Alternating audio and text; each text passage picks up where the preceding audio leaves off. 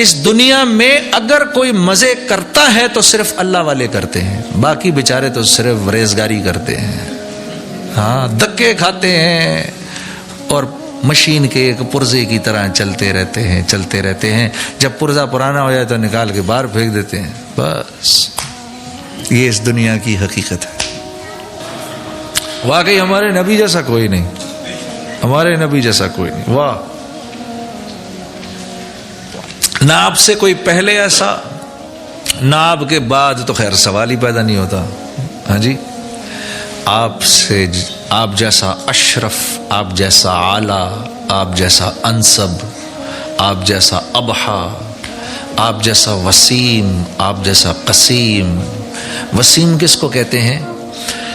جس کو جس طرف سے بھی دیکھا جائے تو اس کے اوصاف مکمل نظر آئے، وہ وسیم ہے۔ قسیم کس کو کہتے ہیں؟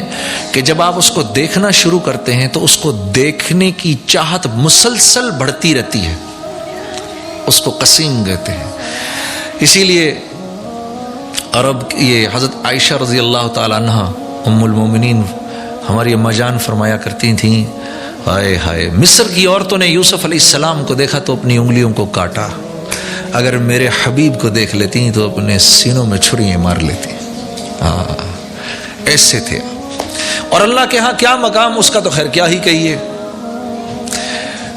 آپ صلی اللہ علیہ وسلم نے معراج میں اللہ رب العزت سے پوچھا، یا اللہ، آپ نے ابراہیم کو اپنا خلیل بنایا اور آپ نے موسیٰ کو اپنا کلیم بنایا اور آپ نے داؤد کے ہاتھ میں لوہے کو نرم فرمایا اور آپ نے عیسیٰ کو روح اللہ بنایا، یا اللہ آپ نے مجھے کیا عطا فرمایا؟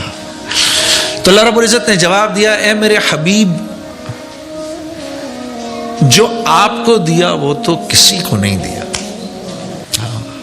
قیامت تک اب جب میرا نام آئے گا، میرے نام کے ساتھ آپ کا نام آئے گا، لا الہ الا اللہ محمد الرسول اللہ۔ ہاں، جب پتہ ہے آپ کو، کبھی اللہ رب العزت نے قرآن میں رسول اللہ کو یا محمد کہہ کر نہیں پکارا۔ دوسرے انبیاء کے نام مبارک لیے اللہ نے، یا اسماعیل، یا شعیب، یا یحییٰ، یا زکریا، یا موسیٰ، یا عیسیٰ، لیکن ایک مرتبہ بھی رسول اللہ صلی اللہ علیہ وسلم کو یا محمد کہہ کر نہیں پکارا، القاب سے پکارا۔ کبھی یا ایھا المدثر کہہ کے پکارا، تو کبھی یا ایھا المزمل کہہ کر پکارا، تو کبھی آپ کی جان کی قسم بھی کھائی۔ بتاؤ، لعمرک، اے میرے نبی، آپ کی جان کی قسم۔ ہاں، کبھی یا ایھا النبی کہہ کر پکارا، کبھی یا ایھا الرسول کہہ کر پکارا۔ آپ کو پتہ ہے میرے بھائیو اور میری بہنوں، ایک سورت کے شروع کے اندر اللہ رب العزت نے جتنے صحابہ کرام تھے، اور صحابہ کرام تو کیا جان دینے والے تھے آپ صلی اللہ علیہ وسلم پر، کیسے آپ کے جان نثار تھے۔ سورہ حجرات کے شروع میں اللہ نے صحابہ کو سکھایا کہ میرے نبی سے بات کرنے کا کیا طریقہ ہے۔ آواز نیچے اونچی نہیں کرنا، یہ جتنا کیا ہے سب کینسل کر دوں گا۔ ہاں، ایک صحابی مسجد میں آتے تھے، انہوں نے مسجد میں آنا چھوڑ دیا، گھر میں بیٹھ کر خوب رویا کرتے تھے، رونا شروع کر دیا انہوں نے جب یہ آیتیں اتری، یا ایھا الذین آمنوا لا ترفعوا اصواتکم فوق صوت النبی۔ وہ گھر بیٹھ گئے۔ پھر آپ صلی اللہ علیہ وسلم نے کہا، فلاں بن فلاں کدھر ہے؟ کہا یا رسول اللہ وہ گھر بیٹھ گئے، بلاؤ اس کو۔ آئے تو بھئی تو گھر کیوں بیٹھ گیا، تو آتا کیوں نہیں؟ کہا یا رسول اللہ جب سے یہ آیتیں اتری ہیں میری تو آواز اونچی ہے، ڈر کے مارے اب میں مسجد بھی نہیں آتا۔ تو پھر آپ نے ان کو سمجھایا، نہیں تو اس زمرے میں نہیں آتا، تو اس میں نہیں آتا۔ ہاں،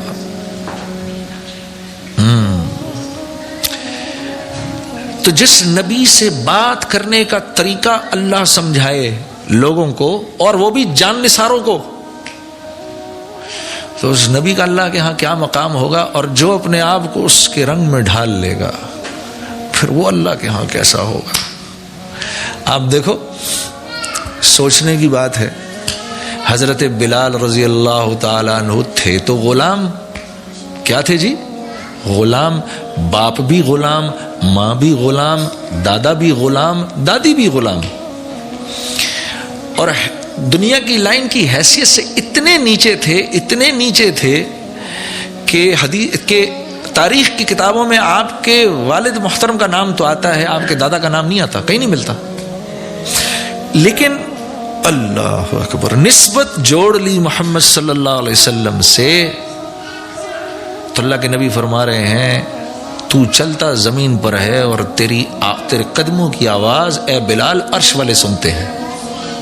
ہاں، پھر آپ نے فرمایا میرے دائیں طرف سے قیامت کے دن ابو بکر اذان دیتے ہوئے نکلیں گے، بائیں طرف سے عمر اذان دیتے ہوئے نکلیں گے، میرے دائیں طرف سے ابو بکر نکلیں گے، بائیں طرف سے عمر نکلیں گے، اور میرے قدموں سے بلال اذان دیتے ہوئے نکلیں گے.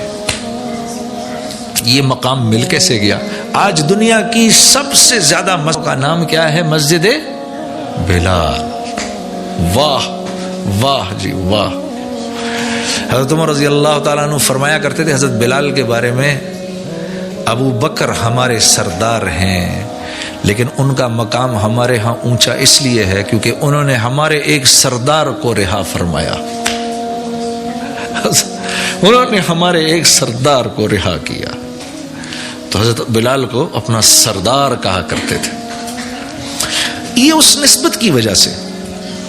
اس کے برعکس ابو جہل بھی تو ہے عرب سردار،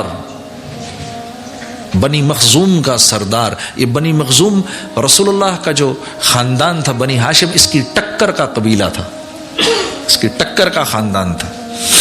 اسی لیے تو یہ آپ کو نبی بھی نہیں مانتا تھا بدبخت،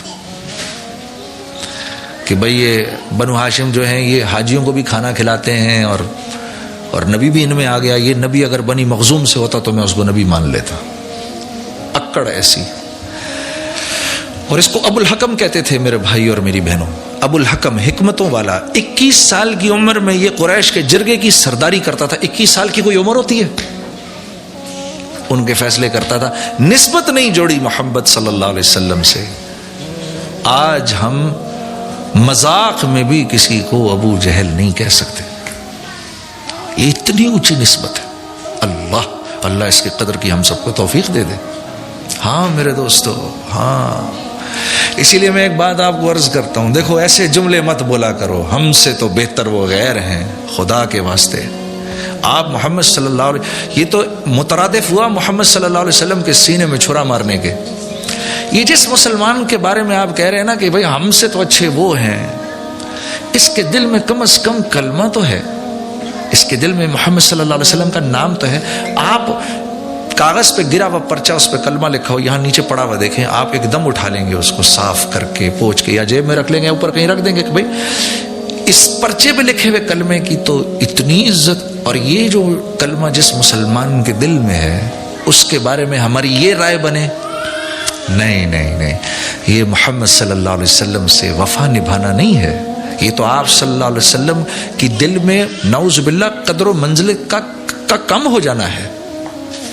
اس کے دل میں اللہ کے نبی کا نام ہے، وہ کلمہ ہے جو آپ صلی اللہ علیہ وسلم لے کر آئے. آپ کو پتہ ہے 7 سلام بھیجے ہمارے نبی نے ہم پر.